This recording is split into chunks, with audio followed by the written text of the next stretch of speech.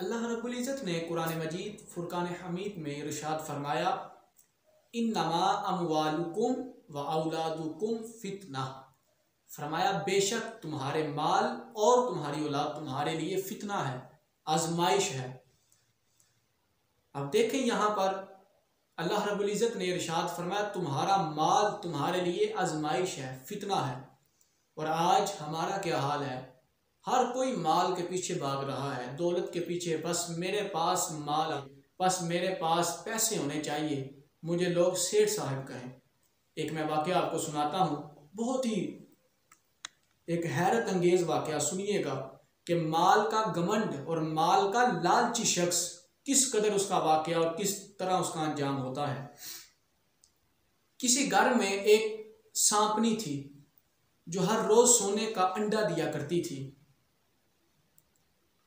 घर वालों के शबो रोज इसी तरह गुजर रहे थे कि हर रोज उन्हें सोने का अंडा मिलता था और घर वालों ने आपस में ये तय किया कि इस बात को बाहर नहीं निकालना हमने।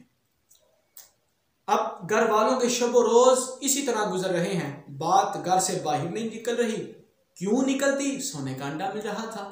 देखे ना, अल्लाह रब्बुल इज़्ज़त ने फरमाया तुम्हारा माल तुम्हारे लिए आजमाइश है। और ये माल ही वो फितना था कि जो बात को घर से बाहर ना निकालने पर मजबूर कर रहा था। जब उनके शब रोज गुजरते हैं, एक दिन वो सांपनी उनकी जो मुर्गी थी उसे डस लेती है और जिसके जहर से मुर्गी मर जाती है। खैर, घर वालों को बहुत गुस्सा आया, लेकिन घर वाले कहने लगे कोई बात नहीं, हमें सोने का अंडा मिलता है और उस सोने के अंडे से हम इस तरह की कई मुर्गियां खरीद लेंगे। जब कुछ दिन और गुजरते हैं, घर वालों का पालतू एक गधा था, उस सांपनी ने उसे भी डसा जिसके जहर से वो गधा भी मर गया। अब घर वालों को बहुत गुस्सा आया, लेकिन माल की हवस ने उन्हें फिर से अंधा कर दिया। माल के नशे ने फिर से अंधा कर दिया और कहने लगे हमें सोने का अंडा मिल रहा है, बात भी बाहर नहीं निकालनी और इस सोने के अंडे से इस जैसे कई गधे हमें मिल जाएंगे। खैर, कुछ फिर अरसा गुजरता है। अब घर वालों का जो बच्चा था, सांपनी ने उसे डसा जिसके जहर से वो भी मर गया। अब मियाँ बीवी को बहुत गुस्सा आया, क्योंकि इस आया करीमा में माल और औलाद के बारे में कहा गया है कि जो औलाद है वो भी तुम्हारे लिए आजमाइश है। और औलाद की मोहब्बत वालिदैन को बहुत कुछ करने पर मजबूर कर देती है। जब वालिदैन की ममता तड़पती है कि हमारे बच्चे को इस सांपनी ने मार दिया है, अब वो कहने लगे हम जरूर इस सांपनी को मार देंगे। अब वो सांपनी की तलाश में रहने लगे, लेकिन सांपनी उनके हाथ ना आई। चंद दिन गुजरते हैं, फिर माल का नशा, माल की हवस गालिब आ जाती है।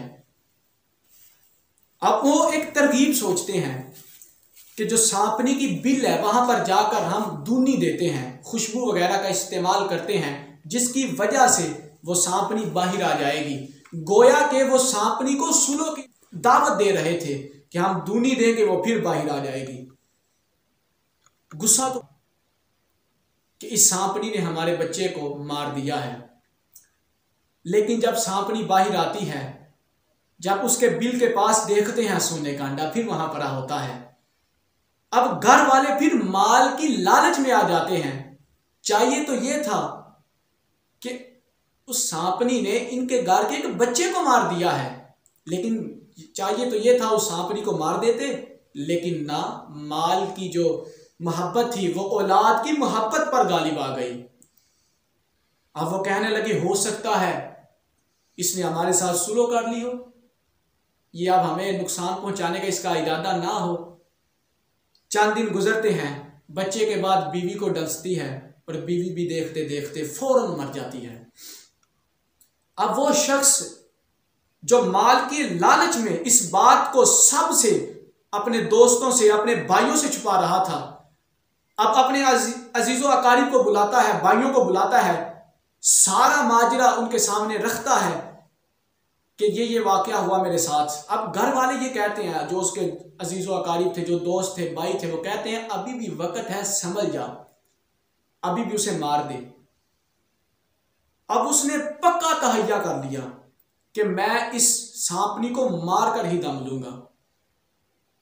लेकिन जब कुछ दिन गुजरते हैं, वहां पर देखते हैं एक मोती का दाना पड़ा होता है। अब फिर माल की जो हवस थी, माल की लालच थी, उसकी अकल पर गालिब आ गई। फिर वो हवस का शिकार हो गया। अब वो कहने लगा, अब देखिए इस लालची शख्स की माल ने किस तरह सोच को बदला कि बच्चा मरा, नीयत की हम इसको मारेंगे, लेकिन माल की हवस गालिब आ गई। बीवी मरी, अब इसकी पक्का इरादा है, इसकी पक्की नीयत है कि हाँ आज मैं इस सांपनी को मारकर ही दम लूंगा। लेकिन जब मोती को देखता है तो अब उसकी अकल में बात आती है, हो सकता है तबीयतों के साथ साथ इस सांपनी की तबीयत भी बदल गई हो कि देखे ना, अब पहले अंडा देती थी, अब मोती देने लग पड़ी है। लेकिन भाइयों की और अजीजों की ये नसीहत थी कि उसे मार देना, अभी भी समझ जा। लेकिन जब उसने मोती को देखा, उस पर फिर माल का नशा तारी हो गया। कहने लगा हो सकता है इसने अपनी आदत को बदल लिया हो, और हो सकता है अब इसके जहर का वो असर बाकी ही ना रहा हो। लेकिन एक दिन आता है, वो अपने सारे सोने के अंडों को और मोतियों को जमा करता है, एक बर्तन में रखता है, और बर्तन में रखकर अपना सर वहां पर रखता है, और उसे नींद आ जाती है। जब नींद आती है, वो सांपनी अपने बिल से निकलती है, उसको भी डंस लेती है, उसकी चीखें बुलंद होती हैं। जो उसके अजीज भाई थे, अजीजो अकारीब थे, वो दौड़ते आते हैं, उसे कहता है मुझे सांपनी ने डस लिया है। अब वो कहते हैं ऐ अनजान, हम तुझे कहते रहे कि संभल जा, अभी भी तेरे पास वक्त है, संभल जा। लेकिन तू अनजान बना रहा, तू हमारी बातों को अनसुनी करता रहा। आज देख तेरे साथ क्या मामला हुआ है, और तेरे हाथ में देख क्या चीज आई है। और वो उस बर्तन को अपने अजीज और भाइयों वगैरह के हाथ में देकर ये कहता है, सारी जिंदगी अपना सब कुछ, कुंबा, अपना घर बार इस माल की वजह से मैंने लुटा दिया है, जाया कर दिया है, और ये माल भी मेरे काम नहीं आया है। ये लो, ये माल तुम्हारा है। तो देखिए, माल की दौलत ने एक हंसते बसते घर को उजाड़ कर रख दिया। आइए नियत करते हैं, हम अल्लाह रब्बुल इज़्ज़त की बारगाह में दुआ करते हैं सिद्क़े दिल के साथ कि मौला हमें माल उतना अता कर कि हमारी ज़रूरतें पूरी हो सके। मौला हमें माल की दौलत और इसकी हवस से हमें बचा।